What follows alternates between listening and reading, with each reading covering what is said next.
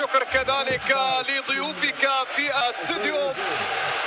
أيها الأحبة الكرام، مشاهدينا متابعينا في كل مكان، متابعي ومشاهدي قنوات بين سبورتس، أسعد الله أوقاتكم بكل خير، وأهلا وسهلا ومرحبا بكم.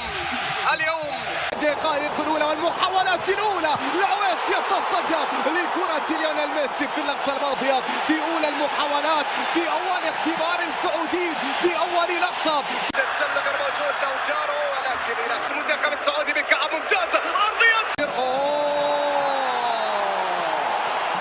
ركلة جزاء للمنتخب الأرجنتيني.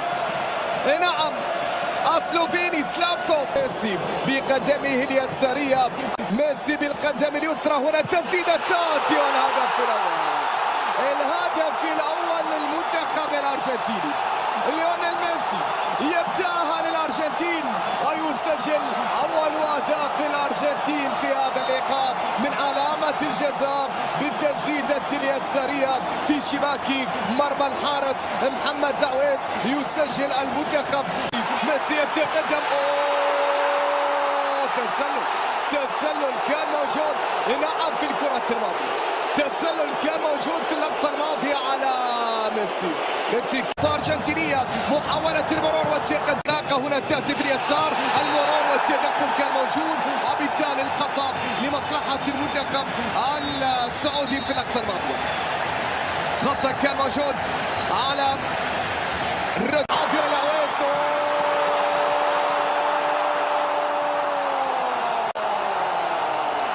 لوتارو مارتينيز يسجل ثاني أهداف المنتخب الأرجنتيني.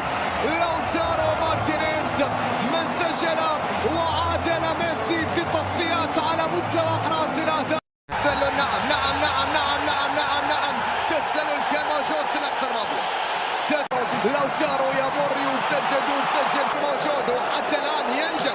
المهمة جدا السلامة لسلمان الفارسي.